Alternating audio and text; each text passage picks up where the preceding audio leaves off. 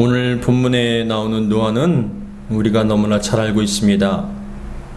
하나님께서 타락한 세상을 물로서 심판하실 때 노아에게 방주를 만들어서 노아와 7 가족들 그리고 각종 종류의 짐승들을 방주에 들어가게 해서 세상을 보존하게 만드셨습니다. 이렇게 만드신 한 이유는 노아 시대의 세상이 너무나 부패하고 악했기 때문에 그렇습니다. 노아 당시에 세상이 얼마나 부패하고 타락했는지 6장 11절에서 12절에는 보시면 잘 나타나고 있습니다.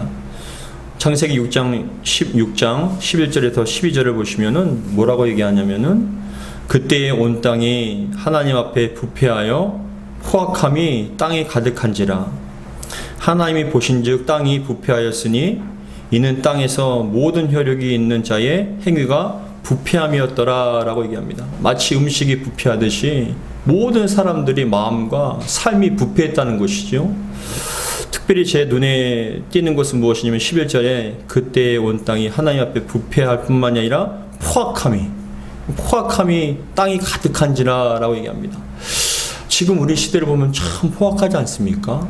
가정에서의 그 포악함, 또한 삶 속에서의 포악함, 나라적인 그 포악함이 정말 극치를 달하고 있는 그런 모습처럼 느껴지기도 합니다. 그리하여 마침내 하나님께서는 홍수로 세상을 심판하여 멸하기로 결정을 하셨습니다. 창세기 6장 5절에서 6절을 보시면은 또 나가 여호와께서 사람이 죄악이 가득함을 보고 라고 말씀하시는데 6장 5절에서 6절을 보시면은 여호와께서 사람의 죄악이 세상에 가득함과 그의 마음으로 생각하는 모든 계획이 항상 악할 뿐임을 보시고 땅 위에 사람 지으셨음을 한탄하사 마음에 근심하시고 라고 얘기합니다. 하나님께서 보시니까 세상에 온통 다 부패하고 포악할 뿐만 아니라 그 마음의 중심에 항상 생각하는 것들이, 계획하는 것들이 보시기에 하나님 보시기에 악할 뿐인 것이에요. 그 속에 하나님이 없어요. 그 속에 생명이 없고 그 속에 모든 악이 가득 차 있는 그것을 보시고 하나님께서는 한탄하사 마음에 근심하셔서 결국은 홍수로서 세상을 물로서 심판하기로 작정을 하신 것이죠. 하나님께서 진노하시며 심판할 수밖에 없었던 좀 더 근본적인 원인이 1절에서 3절에 또 나오고 있거든요. 6장 1절에서 3절에 보시면 뭐라고 말씀하시냐면은 사람이 땅 위에 번성하기를 시작할 때에 그들에게서 딸들이 나니, 2절에 보시면은 하나님의 아들들이 사람의 딸들의 아름다움을 보고 자기들이 좋아하는 모든 여자를 아내로 삼는지라. 여호와께서 이르시되 나의 영이 영원히 사람과 함께하지 아니하리니 이는 그들이 육신이 됨이라. 그러나 그들의 날은 120년이 되리라 하시니라 라고 말씀을 하면서 떠났다는 거예요. 하나님께서 그들과 함께 더 이상 함께 할 수 없기 때문에 떠나셨다라고 말씀을 하시는 거죠. 2절과 3절에 대해서는 구체적으로 제가 올해 2월 달에 주일 오전 설교 때 자세하게 설명을 드렸습니다. 이 시간 좀 간략하게 말씀을 드리면 2절에서 나오는 하나님의 아들들이 사람의 딸들이 아름다움을 보고 라고 얘기했을 때 하나님의 아들들이 누구인가, 사람의 딸이 누구인가에 대해서 좀 간략하게 말씀을 드리면 하나님의 아들들이라는 것은 셋 계통의 경건한 자손들을 얘기하는 거예요. 셋 계통의. 그리고 사람의 딸이라는 것은 가인 계통, 하나님을 대적하고 하나님이 없는 그 가인과 같은 그 가인으로부터 흐르는 그 계통의 불경건한 자손들을 말씀하고 있는 것입니다. 하나님을 경외하고 하나님을 믿는 경건한 자손들이 하나님을 대적하고 하나님을 모르는 그런 불경건한 자손들을 바라보면서 그 아름다움에 취하여서 결국은 그들에게 쫓아갔다는 것이죠. 믿음 있는 신앙인들이 삶을 살아가는데 기준이 더 이상 하나님이 되지 않았다는 거예요. 삶의 기준은 하나님이거든요. 하나님 보시기에 어떠한가? 그것이 삶의 기준이 바로 신앙인들의 모습이라고요. 그런데 그러한 신앙인들의 모습, 기준이 더 이상 하나님이 아니라 자신들의 욕구, 자신들의 어떤 생각, 자신들이 결국은 모든 것의 기준이 되음을 통하여서 그들이 타락하기 시작하였고 죄가 가득하여서 부패하기 시작했다는 것이죠. 자신들이 원하는 길을 갑니다. 하나님이 원하지 않아도. 세상의 빛과 소금이 되어야 할 하나님의 아들들, 하늘에 속한 하나님의 자녀들, 즉 믿음의 사람, 신앙인들이 사람의 딸들, 육에 속한 사람들, 즉 마귀에게 속한 사람들의 아름다움에 취하여 죄와 세상에 물들어버리고 결국은 타락하며 그렇게 따라갔다는 것이죠. 결국 신앙과 믿음의 타락은 죄 많은 세상에 빛과 더 이상 소금의 역할을 하지 못하는 것이에요. 여러분, 세상의 유일한 소망은 예수님이십니다. 죄 많은 세상을 살릴 수 있는 통로는 교회예요. 교회를 통하여 예수님과 십자가의 복음을 선포하고 그 죽은 영혼들을 살리고 거룩하게 만드는 게 바로 교회의 사명이고 예수님의 능력입니다. 그러나 교회와 그리스도인들마저도 점점 예수가 아닌 세상에 물들어버리고 죄에 물들어버리면 더 이상 교회와 세상이 구별되지 않으면 그것은 더 이상 하나님 보시기에 소망이 없는 거예요. 지금 노아의 시대뿐만 아니라 우리의 시대도 이와 같이 똑같을 수가 있다는 것이죠. 많은 목회자들은 노아의 방주를 구원의 방주로 말합니다. 여러분 잘 생각해 보세요. 노아 홍수 때 다른 배를 타고 구원받은 사람들은 한 명도 없었어요. 오직 방주, 노아의 방주 안에 있는 사람만 8명만 구원받았어요. 그 당시 배가 없었겠습니까? 그 당시에 여러분 배가 없었을까요? 있었을 겁니다. 근데 그 홍수를 통하여서 구원받은 것은 오로지 노아의 방주 안에 있는 8명밖에 없었다는 것이죠. 이 세상에 많고 많은 종교와 신들이 있지만 구원받은 건 예수밖에 없어요. 우리는 구원의 방주란 예수 안에 들어와서 예수님 믿고 구원받은 지를 믿으시기 바랍니다. 그렇기 때문에 우리는 이 노아의 방주에 대해서 좀 더 구체적으로 이해를 할 때 신앙과 믿음에 큰 유익이 있는 것이에요. 노아의 방주를 이해하면 우리의 구원과 구원받은 자로서 죄 많은 세상에서 어떻게 신앙생활을 하는지에 대한 큰 유익과 도움을 받을 수가 있다는 것이죠. 바라기는 오늘 말씀을 통하여 세상을 이기고 승리할 수 있는 하나님의 권능과 능력이 여러분 가운데 임하는 복된 시간이 되기를 주 이름으로 축복합니다. 먼저 방주의 특징을 알면 유익이 됩니다. 노아의 방주의 특징이 무엇일까요? 노아가 방주를 만들기 시작한 것은 구체적으로 언제인지는 성경에 나와 있지 않지만은 성경의 5장 32절에 보면 노아가 하나님께 방주를 만들려고 부름받은 게 500세 때예요. 500세 때 하나님께 부름을 받아서 네가 셈과 함과 야벳을 낳았더라 라고 말씀을 하면서 그때부터 방주를 만들기를 시작하고, 그리고 6장에 보시면은 네 아들들과 함께 며느리들과 함께 아내와 함께 그 방주로 들어가서 구원을 받으라라고 말씀을 하시거든요. 근데 7장에 보시면은 홍수가 시작한 게 노아가 600세 되던 때, 정확하게 600세에 되던 때에 홍수가 시작했다라고 성경은 말씀하고 있어요. 그래서 어떤 분들은 노아의 방주를 만드는데 120년이라고 얘기하고 100년이라고 얘기를 하는데 100년이나 120년이 중요한 것은 아니지만 좀 더 성경적으로 구체적으로 아는 것은 바로 100년 미만이다. 그것을 여러분들이 좀 이해를 하시면 됩니다. 근데 그 노아의 방주의 크기에 대해서 하나님께서 말씀하시기를 6장 15절에 보시면 정확하게 그 크기에 대해서 말씀해 주십니다. 우리 창세기 6장 15절을 같이 한번 읽겠습니다. 시작. 내가 만들 방주는 이러하니 그 길이는 300규빗, 너비는 50규빗, 높이는 30규빗이라 라고 말씀합니다. 앞에 그림 보시면은 길이가 300규빗이라는 것은 길이로 따라 한 규빗에 45cm 정도 얘기를 하면은 300규빗이라는 것은 135m 정도 되는 거예요. 그리고 폭이 50규빗 22.5m고 높이가 30규빗이라고 했는데 13.5m예요. 13.5m면 아파트 한 5층에서 6층 정도 높이의 그러한 방주가 되는 것이죠. 그것을 산 위에 만드는 거예요. 100년 동안. 여러분, 이렇게 큰 방주를 만드는 나무를 구하는 것도 힘들었을 것이고 산 위에 그것을 올라가서 그것을 만드는 시간이 얼마만큼 인내가 필요합니까? 근데 중요한 것은 그 오랜 100년이라는 시간 동안에 흔들리지 않았다는 거예요. 노아와 가족들이 하나님에 대한 명령 하나 갖고 100년 동안 방주를 만든 겁니다. 여러분, 믿음이 없으면 안 되는 거예요. 믿음이 없으면 이런 것을 순종할 수가 없는 거예요. 그래서 성경에서는 뭐라고 노아에 대해서 평가를 하냐면 히브리서 11장 7절에 보시면 다음과 같이 말씀합니다. 같이 한번 읽어보겠습니다. 시작. 믿음으로 노아는 아직 보이지 않는 일에 경고하심을 받아 경외함으로 방주를 준비하여 그 집을 구원하였으니 이로 말미암아 세상을 정죄하고 믿음을 따르는 의의 상속자가 되었느니라 라고 말씀합니다.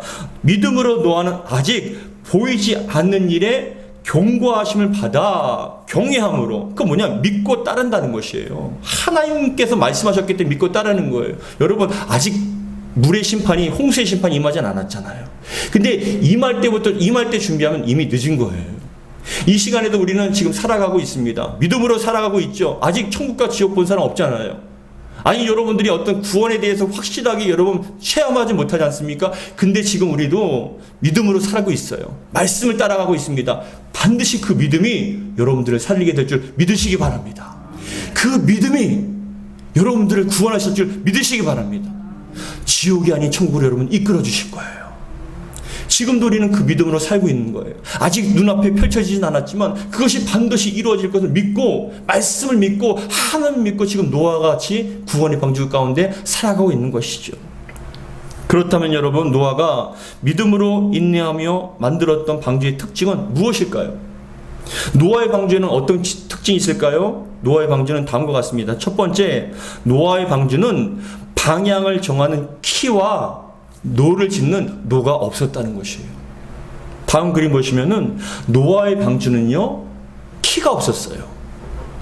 그리고 사람이 짓는 노가 없었습니다. 사람이 고무보트, 조그만 오리보트나 조그만 배는 사람이 이렇게 노를 지면 방향을 정할 수 있지만 대부분 큰 배들은, 조금 더 큰 규모의 배들은 대부분 다 방향키가 있어요. 그래서 조타실에서 방향키를 돌리면 그 큰 배들이 어디로 가는지 방향을 정해서 가게 되어 있습니다. 다음 그림 보시면은 이 조타실에서 방향의 키를 돌립니다. 그러면 트는 대로 그 배가 가는 거예요. 다음 그림 보시면 엄청나게 큰 배도 바다를 가는데 어디로 가야 할지 그냥 가는 거 아니지 않습니까? 근데 그것을 조타실에서, 다음 그림 보시면 조그만 프로펠러가 막 돌아가면서 방향이, 그 뒤에 있는 키가 움직임에 따라서 방향이 정해지는 거예요. 근데 여러분, 방주에는 키가 없었어요. 사람이 짓는 노가 없었어요. 왜 그럴까요? 그 이유가 있습니다. 시편 23편에는 다윗이 자신을 양으로 표현하고 하나님을 목자라고 표현하거든요. 시편 23편 1절에서 2절을 보시면은 여호와는 나의 목자시니 내게 부족함이 없으리로다. 그가 나를 푸른 풀밭에 누이시며 쉴 만한 물가로 뭐라고 얘기합니까? 인도하시는 도다라고 말씀을 하세요. 이스라엘은 목축업이 대부분 직업이기 때문에 양과 목자의 그런 관계를 너무나 잘 이해해요. 양들은 목자가 없으면 죽어요. 양들은 그 들짐승한테 지켜주는 목자가 있기 때문에 양들은 안심할 수 있을 뿐만이 아니라, 그 당시에 이스라엘은 건기가 되면은 물과 풀 찾기 위해서 목자가 몇 킬로를 가요. 심지어는 문헌을 찾아보니까 목자가 그 풀과 물을 찾기 위해서 몇십 킬로를 가는 거예요. 여러분, 몇십 킬로를 가는 도중에 양들은 그 길이 몰라요. 어디로 갈지 모릅니다. 풀이 있는 것, 물이 있는 것 몰라요. 목자는 알아요. 우리 주님께서 우리의 인생의 목자가 되신다는 것이죠. 우리는 갈 바 알지 못하고, 여러분 가운데 여러분 미래를 알고 가시는 분 계십니까? 여러분 인생 가운데 무슨 일이 일어날지 다 알고 가시는 분 계시나요? 근데 우리는 지금도 가고 있어요. 목자 되신 주님의 인도하심을 따라서. 그렇습니다. 저와 여러분들은 예수님의 인도하심을 받는 인생들입니다. 우리는 내일 일도 알지 못하는 연약한 인간들이에요. 부족한 사람들입니다.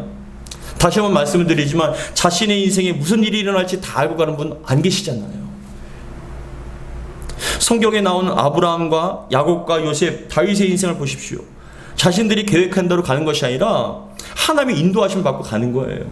여러분, 아브라함이 75세 때 자신의 고향을 떠날지 어떻게 알았겠습니까? 거기서 태어나서 모든 부와 명예를 다 가지고 누렸는데 어느 날 갑자기 떠나라는 거예요. 자신의 인생 가운데 고향을 떠난다는 거 한 번도 상상한 적이 없어요. 아브라함이요, 자신의 인생 가운데 아내 사라를 다른 왕들에게, 사는 사람들에게 누이라고 속여서 아내를 준다는 건 한 번도 상상한 적이 없어요. 근데 현실 앞에 자신의 인생에 그런 일들이 벌어졌다는 것이죠. 우리는 내일 일도 알지 못합니다. 지금 우리의 내일, 아니 이번 주에 무슨 일이 일어날지 누가 알겠습니까? 인생에 예상치 못한 일들이 얼마나 많이 일어납니까? 물질의 문제와 자녀의 문제, 직장과 사업의 문제, 사람과의 문제, 큰 질병으로 인한 건강의 문제, 예상치 못한 사건, 사고가 얼마든지 많이 일어날 수 있어요. 그러나 여러분 잊지 마세요. 우리 예수님께서, 우리 주님께서 우리의 목자가 되신 줄 믿으시기 바랍니다. 그래서 노아의 방주는 키가 없는 거예요. 방향을 우리가 정하는 것이 아니라 하나님의 인도함을 받는 것이죠. 예전에 제가 아는 목사님이 제가 참 어려운 가운데 좀 낙심하고 굉장히 힘들어할 때가 있었습니다. 근데 왜냐면은 제가 계획한 것이 이루어지지 않아서 참 낙심하고 힘들어할 때 그 목사님이 저에게 좀 조언을 해주시더라고요. 제 상황을 아시고 뭐라고 말씀해 주시냐면은, 박 목사, 인생의 목표를 가지고 사는 것도 좋지만 인생이라는 것은 항상 내 뜻대로 내 계획대로 안 되는 것 같아. 그렇게 얘기를 하면서 저한테 뭐라고 말씀하냐면은, 억지로 하려고 하지 말고 열려지는 대로 가. 그렇게 얘기해 주시더라고요. 저는 그 말이 그 당시에는 무슨 뜻인지 몰라서 좀 의아하면서 쳐다보니까 또 구체적으로 얘기해 주시는데, 아무리 우리가 계획하고 철저하게 계획하고 아무리 노력해도 때로는 내 뜻과는 상관없는 일들이 벌어지잖아요. 때로는 인생이 막히는 것 같고 막다른 골목이 다다른 것 같고, 그런데 참 신기하게도 하나님께서는 또 안 되는 것 같은데 또 길을 열어주신다는 거예요. 막힌 것 같은데도 예상치 못한 길이 또 열려진다는 거예요. 그래서 우리는 그냥 따라가면 된다는 거죠. 열려지는 대로 순종하며 가면 된다는 것이죠. 왜냐? 우리 주님께서는 우리의 인생을 책임져 주시기 때문에, 인도해 주시기 때문에 열려지는 대로 가라라고 말씀합니다. 그러면서 인생은 마치 흐르는 시냇물과 같다라고 그렇게 생각을 했습니다. 다음 그림 보시면, 여러분, 제가 이 말씀을 묵상하면서 생각하는 것이 시냇물이 생각이 나더라고요. 저도 어렸을 때 물에다가 물을 한 바가지 넣고 땅에다가 딱 뿌리면은요, 그 땅에다가 물이들이 쪼르르 가는데 어떠한 돌이, 큰 돌이 있으면은 그 돌을 비해서 또 옆으로 가더라고요. 안 가는 게 아니에요. 다 가게 되어 있어요. 시냇물을 보세요. 굽이굽이 여러분 다 오불거불해요. 왜요? 가는데 그것이 어떤 장애물이 있으면 또 피해서 옆으로 가는 거예요. 그러다 보니까 시냇물이 굽이굽이 됩니다. 우리의 인생도 일직선은 아니죠. 우리가 계획한 대로 다 되지는 않잖아요. 고불고불 굽이굽이 시내가 흐르는 것처럼 우리의 인생도 장애물을 만났을 땐 또 열어주시는 대로 가다 보니까, 근데 참 중요한 건 뭐냐? 흐른다는 거예요. 가게 되어 있다는 것이죠. 여러분, 우리 주님께서 여러분들을 붙잡아 주시고 인도하시면 믿으시고, 여러분들이 계획한 대로 되지 않는다고 실망하지 마시고 열어주는 대로, 열려지는 대로 가면은 반드시 예비하시는 은혜가 있게 될 줄 믿습니다. 임마누엘의 하나님, 여호와 일의 하나님입니다. 반드시 하나님께 계획하신 대로 예비하신 은혜를 경험하면서 살아가게끔 만들어 주십니다. 그것이 바로 노아의 방주에 키가 없는 이유입니다. 노아는 자신의 방향을 자기가 정하지 않았어요. 하나님께서 정하시도록 그냥 순종하며 가는 거예요. 요셉이 처음부터 자신이 애굽의 총리가 될 것 상상치 못했죠. 그 사랑받는 아버지 야곱으로부터 사랑받는 요셉이 어떻게 형들한테 팔려서 노예가 될 줄 어떻게 알았겠습니까? 근데 보디발의 집에서 노예로 생활하면서 열심히 일을 했는데, 여러분, 총리가 또 그 집의 집사가 될 줄 어떻게 알았겠습니까? 하다 보니까, 충성하다 보니까, 열심히 살다 보니까는 그렇게 열려지는 거예요. 근데 여러분, 하필이면 또 보디발의 아내가 유혹해서 그것을 거부했지만 또 누명이 해서 감옥에 갈지 어떻게 알았습니까? 근데 감옥에 또 술 맡은 관원장과 떡 맡은 관원장을 만나서, 그 술 맡은 관원장이 바로의 오른팔이고 생명을 지키는 그렇게 큰 사람인지 어떻게 알았겠습니까? 다 가다 보면 열려지게 되어 있고 만나게 되어 있다는 것이에요. 결국은 요셉은 그 조그마한 땅에서, 그 시골에서 그 당시에 가장 화려하고 가장 강대국이었던 애굽의 총리가 되게끔 하나님께 열어주신 거예요. 하나님의 선하신 뜻과 예비하신 일을 믿고 여러분 열려지는 대로 순종하며 가기를 주님 축복합니다. 가다 보면 안 되는 것 같아도 되게 하시고, 막힌 것 같아도 또 열어주시는 길로 가다 보면 그곳에 예비한 은혜가 있다라는 것이죠. 더 나아가서 여러분, 노아의 방주 두 번째 특징은 방주 옆에 창문이 없고 가장 높은 곳에 창문이 있었다는 거예요. 다음 그림 보시면은 방주는 1층과 2층과 3층으로 되어 있어요. 높이가 113.5m입니다. 아파트 5층, 6층 높이인데, 근데 옆에 창문이 없어요. 가장 높은 곳에 창문이 있습니다. 13.5m 그 위에 한 규빗 45cm 틈을 두고 그곳에 창문들이 있었습니다. 근데 여러분, 그 창문이 왜 왼 꼭대기에 있냐면은 하나님께 다 이유가 있어요. 왜냐하면은 하나님께서는요, 그 창문을 위에다 놓으신 이유는 노아의 가족들이 파도를 보지 못하게 만드신 거예요. 파도를 보지 못하도록. 왜요? 파도를 보면 두렵거든요. 죽을 것 같거든요. 그래서 창문을 통하여서 파도를 보지 못하게 하신 거예요. 여러분, 잘 생각해 보세요. 목사님, 그러면 창문에 올라가서 보면 되지 않습니까? 아니요, 못 봤습니다. 왜냐하면 노아가 창문을 통하여서 밖을 볼 수 있었다면은 비둘기와 까마귀를 내보낼 필요가 없었죠. 비가 멈춰서, 그 방주가 멈춰서 지금 땅에 있는지 물 위에 있는지 알지 못했기 때문에 그 까마귀와 비둘기를 내보낸 거예요. 날려보낸 겁니다. 근데 왜 하나님께서는 그 창문을 통해서 밖을 보지 못하냐? 그 창문을 통해서 밖을 보면은, 파도를 보면 두렵기 때문에 그래요. 다음 그림 보시면은 여러분, 얼마만큼 두렵겠습니까? 그 파도를 보면은 두렵습니다. 겁이 납니다. 근데 너무나 은혜가 되는 것은 예수님께서 파도 위를 걸어오실 때 베드로가 예수님께 얘기를 합니다. 예수님, 제가 저를 명하셔서 파도 위를 걸어오라고 얘기하십시오. 제가 예수님께 가게도록 하십시오라고 부탁하니까 예수님께서 오라고 하신 거예요.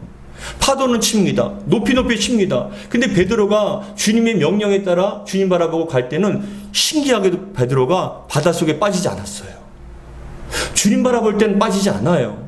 근데 옆에서 큰 파도가 밀려오는 걸 보니까 겁이 납니다. 그러니까 그 순간 바다에 빠져버린 거예요. 그래서 이어서 하시는 말씀이, 예수님께서 그 베드로의 손을 붙잡으면서 뭐라고 말씀하시냐면은, 이 믿음이 작은 자여 왜 의심하느냐라고 말씀하셔요. 근데 하나님께서는 여러분, 노아와 가족들에게 아예 그 파도를 보지 못하게끔 만드신 거예요. 그리고 창문을 왜 위에 두셨냐? 하나님 바라보라고요. 하늘 바라보라고. 환경 바라보지 말고, 그 파도를 바라보지 말고 하늘 바라보라고 창문을 맨 위에 꼭대기에 두신 거예요. 성도 여러분, 하나님이 약속을 받은 아브라함이 어디를 바라봤습니까? 항상 하나님 바라봤어요. 그 하나님의 명령에 따라 고향을 떠났을 때, 광야를 지날 때 어딜 바라봤습니까? 하나님께서는 하늘의 별을 보여주시면서 내가 이와 같이 큰 민족을 이루게 해줄 거라고 하늘을 바라볼 때 소망이 생기더라고요. 형 에서에게 쫓기던 야곱도 광야에서 눈물을 흘리며 슬퍼할 때 어딜 바라봤습니까? 그 사닥다리가 하늘과 연결됐을 때, 천사들이 오르락내리락 할 때 하늘을 바라보니 소망이 생기는 거예요. 출애굽 이후에 이스라엘 백성들은 광야에서 항상 하나님만 바라봤어요. 하늘만 바라봤습니다. 다윗이 사울 왕에게 쫓길 때 어딜 바라봤습니까? 하나님 바라본 거예요. 하늘을 바라봤습니다. 하늘을 바라볼 때 소망이 생긴다는 거죠. 여러분, 지금도 우리도 마찬가지예요. 우리도 하나님께서는 자꾸만 우리에게 환경을 바라보지 못하게 하세요. 왜요? 환경 바라보고 그 문제 바라보면 그 속에 함몰이 되기 때문에, 두려움이 임하기 때문에. 그러나 우리는 항상 하나님을 바라볼 때 생명이 생기고 소망이 생긴다는 것이죠. 여러분, 하나님 바라보시기를 주 이름으로 축복합니다. 예수 믿는 그리스도인들은 십자가를 통해서 주님을 바라보아야 되는 거예요. 히브리서 12장 2절 말씀 같이 읽겠습니다. 시작. 믿음의 주여 또 온전케 하시는 이 예수를 바라보자. 그는 그 앞에 있는 기쁨을 위하여 십자가를 참으사 부끄러움을 개의치 아니하시더니 하나님 보좌 우편에 앉으셨느니라. 누굴 바라봅니까? 하나님 바라보고 예수님 바라볼 때 소망이 생기는 거예요. 세 번째, 노아의 방주의 특징 세 번째는 방주의 안과 밖에 역청을 아주 꼼꼼하게 칠했다는 것이죠. 오늘 창세기 6장 14절을 같이 읽겠습니다. 6장 14절 시작. 너는 고페로 나무로 너를 위하여 방주를 만들되 그 안에 칸들을 막고 역청을 그 안과 밖에 칠하라 라고 말씀합니다. 하나님께서는 노아의 방주를 만들 때 크기를 말씀해 주시는데 재료는 크게 두 가지를 말씀하셨습니다. 첫 번째 고페르 나무와 두 번째 역청이에요. 고페르 나무는 옛날 개역 성경에서, 한글 개역 성경에서는 잣나무라고도 표현하는데, 잣나무라 한 이유는 가볍고 그랬던 나무들, 배를 지을 때 잣나무가 예전에 많이 사용됐기 때문에 그렇습니다. 근데 현대 많은 목회자들과 학자들은 잣나무보다는 편백나무라고 얘기합니다. 편백나무가 좀 물에 강했기 때문에, 좀 가볍기 때문에 편백나무라고 얘기하는데, 무슨 나무는 상관없이 고페르 나무라고 얘기를 하고, 두 번째로는 역청을 바르라 라고 말씀을 합니다. 역청은 여러분 나무 수지 또는 어떤 아스팔트 그런 것이 녹아서 만든 것이다. 어찌됐건 간에 무엇을 얘기하냐면 이 역청은 식었을 때는 딱딱한 고치 같아요. 근데 열을 가하면 이게 액체처럼 녹아지는 겁니다. 그때 바르는 거예요. 역청이라는 것은. 근데 이것이 역청이 또 마르면은 식어지면은 너무나 딱딱해져요. 그게 떨어지지가 않아요. 그래서 바벨탑을 지을 때 시멘트 대신 역청을 바르는 겁니다. 녹여서 딱 칠하고 돌을 쌓으면 안 떨어져요. 그리고 이 역청이라는 것은 방수제 역할을 합니다. 물이 새질 않아요. 모세를 여러분 갈대 상자를 만들어서 모세를 보낼 때 그 갈대 상자에 역청을 바랐어요. 왜냐? 물이 새지 않기 때문에. 노아의 방주를 만들 때에도 이 역청을 안과 박에 발라서 나무 사이에 있는 그 어떤 것도 물이 스며들지 못하도록 그것을 접착제처럼 딱 붙게 만들 뿐만이 아니라 방수제 역할을 해서 물이 스며들지 못하게 만드는 거예요. 왜 그게 중요하냐? 아무리 방주를 잘 만들어도 여러분 홍수가 150일 동안 유지됐어요. 150일 동안 물에서 떠 있으려면 여러분 방수제가 그것을 막지 않으면은 물에 그냥 스며들고 가라앉게 되어 있거든요. 150일이나 있으려면. 그렇기 때문에 안과 박에 철저하게 역청을 바르라고 얘기한 것입니다. 근데 이 역청에 대해서 많은 목회자들이 뭐라고 해석을 하냐면 역청을 예수님의 보혈이라고 얘기를 합니다. 예수님의 보혈로 인침받았을 때 우리는 세상에 함몰되지 않을 수 있어요. 우리 안에 죄와 세상이 들어오지 않을 수 있어요. 그래서 많은 분들이 우리 안은 항상 예수님의 거룩한 십자가의 보혈로 인침받아야 된다. 그리고 그 역청이라는 것을 뭐라고 또 해석하냐면 성령의 충만함이라고 또 해석을 합니다. 우리는 날마다 성령 충만함을 받았을 때 세상과 어둠과 그리고 죄악이 우리 안에 들어오지 못하는 것이에요. 이게 왜 중요하냐면은 여러분 신앙생활 하다가도 우리가 역청과 같이 인침받지 않으면 그 방수제처럼 칠해지지 않으면은 우리의 신앙 안에 우리 영혼 안에 죄가 들어올 수 있잖아요. 세상에 들어올 수 있습니다. 그러면 타락하게 되고 변질되어서 그 신앙이 파손되어서 가라앉게 되어 있어요. 그래서 성경에서는 요한계시록 9장 4절에서는 다음과 같이 말씀합니다. 같이 읽겠습니다. 시작. 그들에게 이르시되 땅의 풀이나 푸른 것이나 각종 수목은 해하지 말고 오직 이마에 하나님의 인침을 받지 아니한 사람만 해하라 하시더라. 인침받지 않은 사람만 해하라. 인침받는다는 게 얼마만큼 중요한지 몰라요.